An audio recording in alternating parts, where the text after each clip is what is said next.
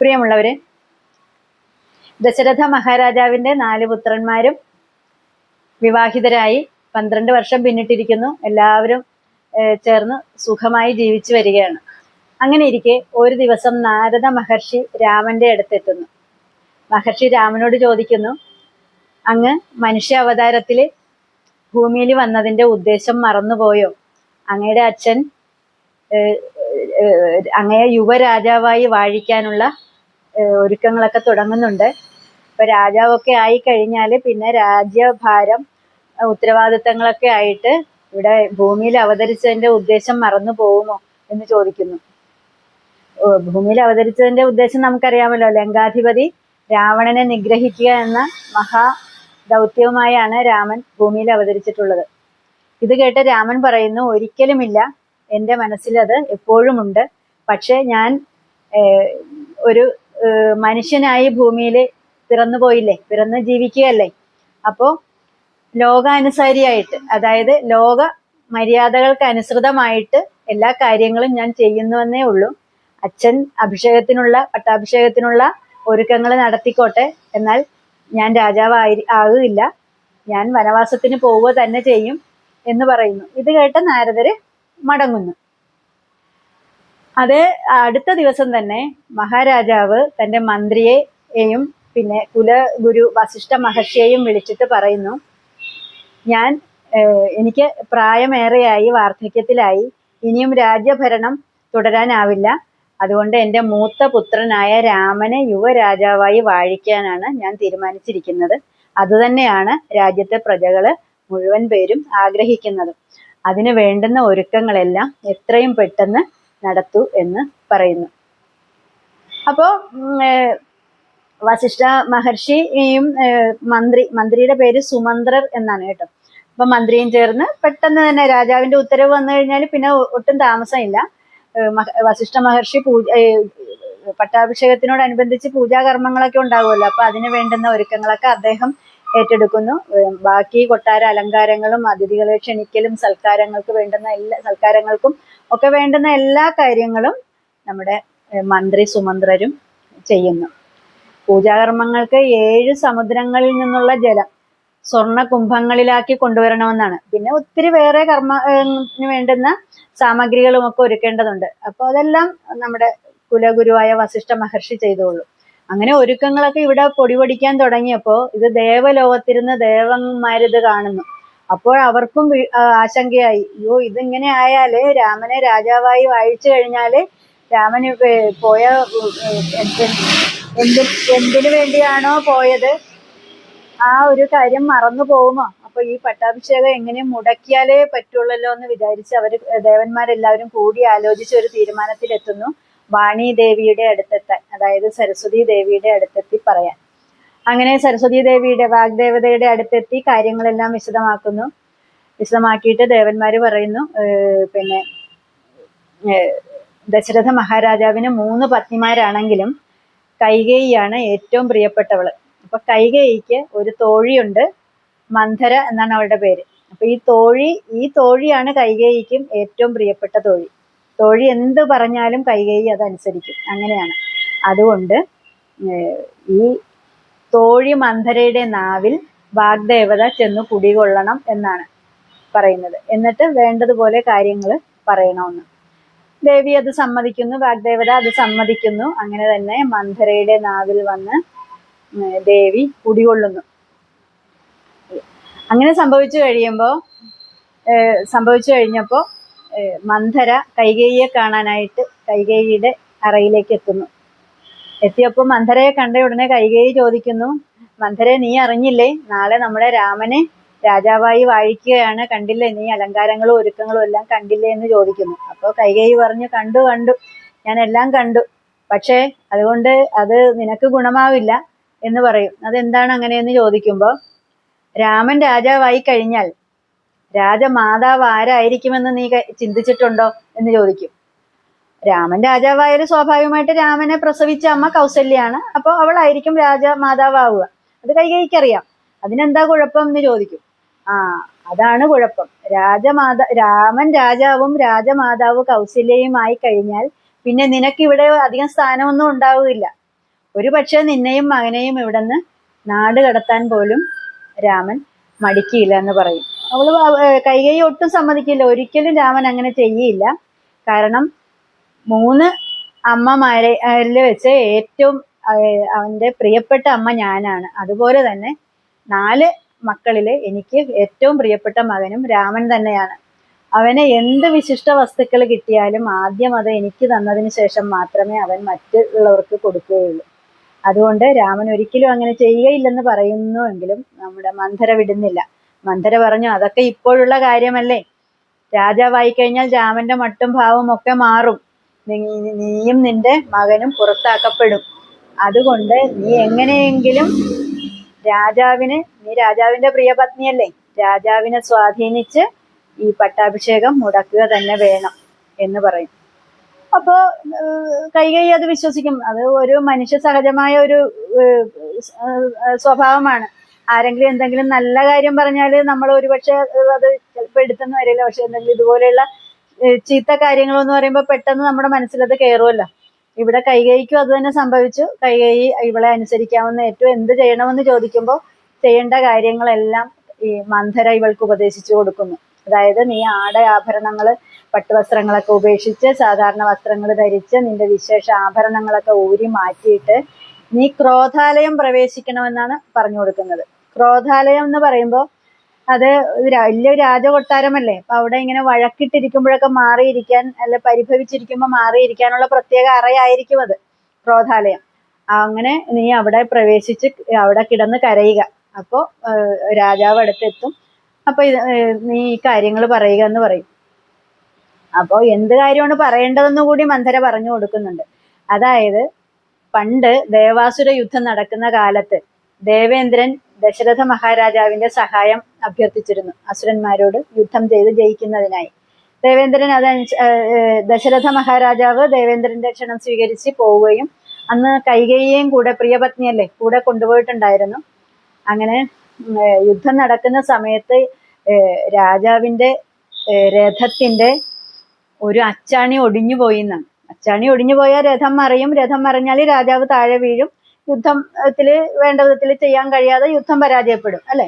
പക്ഷെ ആ സമയം തക്ക സമയത്ത് കൈകേയി ആ ഒടിഞ്ഞ അച്ചാണിക്ക് പകരം സ്വന്തം കൈവിരൽ, ചെറുവിരൽ രഥത്തിന്റെ ചക്രത്തിലിട്ട് രഥം മറിയാതെ നോക്കി യുദ്ധം നന്നായി ചെയ്ത് യുദ്ധം ജയിച്ചു എന്നാണ് കഥ.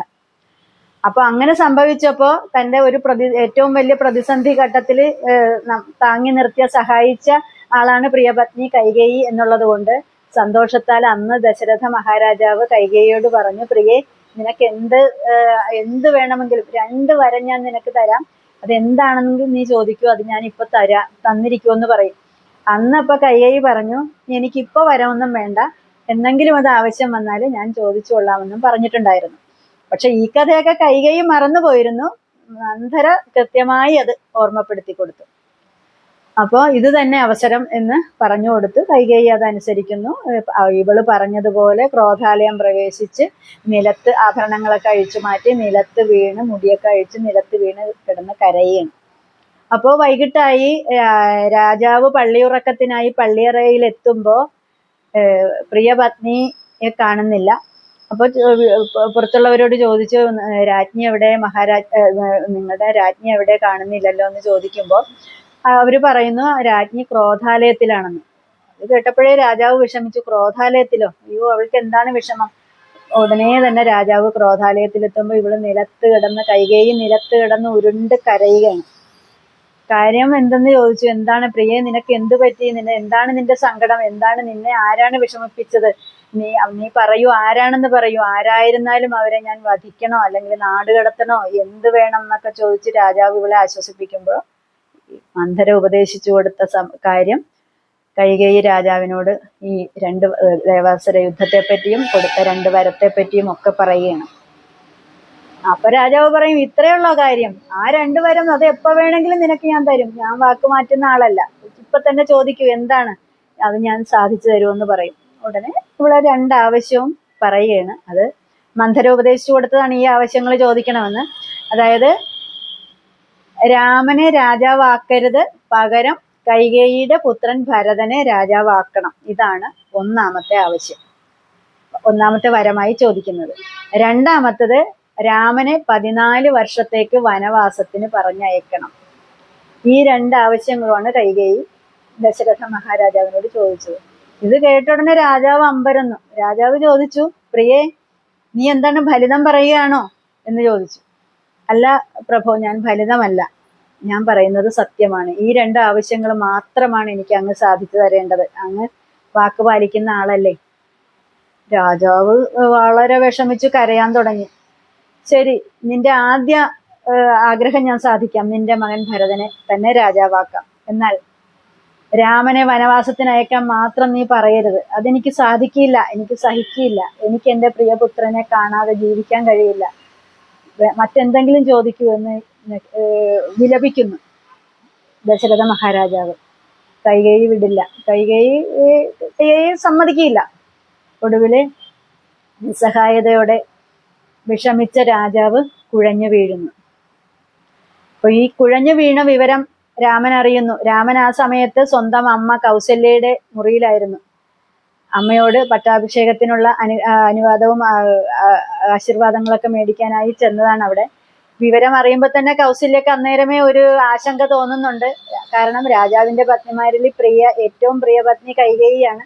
ഈ കൈകേയി എന്തെങ്കിലും പ്രശ്നം ഉണ്ടാക്കുമോ എന്നൊരു സംശയം കൗസല്യക്ക് ഉണ്ടായി. പക്ഷെ ഒന്നും തടസ്സങ്ങളൊന്നും ഉണ്ടാകാതിരിക്കാൻ വേണ്ടി കൗസല്യ പൂജാകർമ്മങ്ങളും പ്രാർത്ഥനകളും ഒക്കെ ആയിട്ട് അവിടെ കഴിയുകയാണ്. രാമനും അവിടെ ആയിരുന്നു. അപ്പൊ അച്ഛൻ കുഴഞ്ഞു വീണു എന്ന് കേട്ട് രാമൻ ഓടി വന്നു. അപ്പൊ അച്ഛൻ മോഹാലസ്യപ്പെട്ട് കിടക്കുന്നു. രാമൻ വന്ന് അടുത്തിരുന്ന് അച്ഛന്റെ തലയെടുത്ത് സ്വന്തം മടിയിൽ വെച്ചു. അച്ഛാ, എന്ത് പറ്റി? എന്താണ് അച്ഛന്റെ വിഷമം? എന്താണെങ്കിലും എന്നോട് പറയൂ, നമുക്ക് പരിഹാരം ഉണ്ടാക്കാം എന്ന് പറയുന്നു. അച്ഛന് പറയാൻ പറ്റുന്നില്ല. ഉടനെ കൈകേയി അമ്മ തന്നെ പറയുന്നു, ഇതാണ് നീ കൈകേയി പറയുന്നത് ഇതാണ്, നീ തന്നെയാണ് അച്ഛന്റെ പ്രശ്നം എന്നാണ് പറയുന്നത്. രാമ, നീ തന്നെയാണ് അച്ഛന്റെ സങ്കടത്തിന് കാരണമെന്നാണ് പറയുന്നത്. അപ്പൊ രാമൻ വിഷമിക്കുന്നു. അയ്യോ, ഞാൻ എൻ്റെ അച്ഛനെ വിഷമിപ്പിക്കാനോ? എന്താണ് അമ്മ ഈ പറയുന്നത്? മാതാവ് എന്താണ് ഈ പറയുന്നത് എന്ന് ചോദിക്കുമ്പോഴാണ് ഈ 2 കാര്യം കൈകേയി തന്നെ പറയുന്നത്. ഇത് കേട്ട രാമൻ ചിരിച്ചുകൊണ്ട്, ഇതാണോ കാര്യം? ഇതിനാണോ എൻ്റെ അച്ഛൻ വിഷമിക്കുന്നത്? അതില് വിഷമിക്കേണ്ട ഒരു കാര്യവുമില്ല. എൻ്റെ സഹോദരൻ, എൻ്റെ അനുജൻ ഭരതൻ രാജ്യം ഭരിച്ചോട്ടെ, അവൻ അതിന് തീർത്തും യോഗ്യനാണ്. ഞാൻ 14 വർഷം വനവാസത്തിന് പൊയ്ക്കോളാം. എനിക്കത് സന്തോഷമുള്ള കാര്യമാണ്. അച്ഛൻ ഒട്ടും വിഷമിക്കേണ്ടതില്ല. കാരണം ഈ രാജ്യഭരണം എന്ന് പറയുന്നത് എത്ര ഉത്തരവാദിത്തമുള്ള ഒരു ചുമതലയാണ്. പ്രജകളുടെ മുഴുവൻ ക്ഷേമത്തിന് വേണ്ടി പ്രവർത്തിക്കണ്ടേ? അത് ഉത്തരവാദിത്തമല്ലേ? അതേസമയം വനത്തിലാണെങ്കിലോ ഒന്നും നോക്കണ്ട, എനിക്ക് എൻ്റെ കാര്യം മാത്രം നോക്കിയാൽ പോരെ, എനിക്കവിടെ സുഖമല്ലേ. അച്ഛൻ എന്തിനു വിഷമിക്കുന്നു? ഇങ്ങനെ വർത്തമാനം പറഞ്ഞ് അച്ഛനെ ആശ്വസിപ്പിക്കാൻ രാമൻ ശ്രമിക്കുന്നു. പക്ഷെ അച്ഛനെ ആശ്വസിക്കുന്നില്ല. എന്തായാലും അത് സംഭവിക്കാതെ പറ്റില്ലല്ലോ. ഉടനെ തന്നെ രാമൻ പറഞ്ഞു, ശരി, ഞാൻ അങ്ങനെ തന്നെ ചെയ്യാം. ഞാൻ സീതയോട് പറയട്ടെ, യാത്ര പറഞ്ഞു വരട്ടെ എന്നും പറഞ്ഞ് സീതയുടെ അടുത്തെത്തുന്നു. സീതയോട് വിവരങ്ങൾ പറയുമ്പോൾ സീതാദേവി പറയുന്നു, അങ്ങ് എന്തു പറഞ്ഞാലും എന്നെ എൻ്റെ അച്ഛൻ പതിവ്രതാ മന്ത്രങ്ങളൊക്കെ പഠിപ്പിച്ചിട്ടാണ് അങ്ങയുടെ കൂടെ ഭർത്തൃ വീട്ടിലേക്ക് എന്നെ പറഞ്ഞയച്ചിട്ടുള്ളത്. അതായത് പതിവ്രതാ മന്ത്രം എന്ന് പറയുമ്പോൾ സഹധർമ്മം ചര എന്നാണ്. അതായത് ഭർത്താവ് എവിടെയുണ്ടോ അവിടെ ഭാര്യ കൂടെ ഉണ്ടാവണമെന്നും ഭർത്താവിന്റെ സുഖത്തിനും സന്തോഷത്തിനും വേണ്ടി എന്നും പ്രവർത്തിക്കണമെന്നുമാണ് ആ ഒരു പ്രയോഗത്തിന്റെ അർത്ഥം ആയിട്ട് കരുതുന്നത്. അപ്പോൾ ആ പതിവ്രതാ മന്ത്രം ഉരുവിട്ട് ജീവിക്കുന്ന ഒരാളാണ് ഞാൻ. എനിക്ക് അങ്ങയെ പിരിഞ്ഞിരിക്കാനാവില്ല. അങ്ങ് നാട്ടിലെങ്കിൽ നാട്ടില്, കാട്ടിലെങ്കിൽ കാട്ടില് ഞാൻ ഒപ്പമുണ്ടാവും. അങ്ങിപ്പോ വനവാസത്തിന് പോകാൻ ഇറങ്ങിയാൽ ഞാൻ മുമ്പേ നടക്കും എന്നാണ് സീതാദേവി പറയുന്നത്. സീതാദേവിയുടെ എല്ലാവരും പറയുന്ന പോലെയല്ലല്ലോ സീതാദേവിയൊക്കെ പറയുന്നത്. മാറ്റമില്ല. രാമൻ പറഞ്ഞു, ശരി, ഞാൻ നിന്നെയും കൊണ്ടുപോകാം എന്ന് പറയുന്നു. ഈ സമയത്ത് മറ്റൊരാളുണ്ട്. അയാള് ദേഷ്യപ്പെട്ട് വികാരാധീനനായി മാറി നിൽക്കുകയായിരുന്നു. അതാരാണെന്നറിയോ?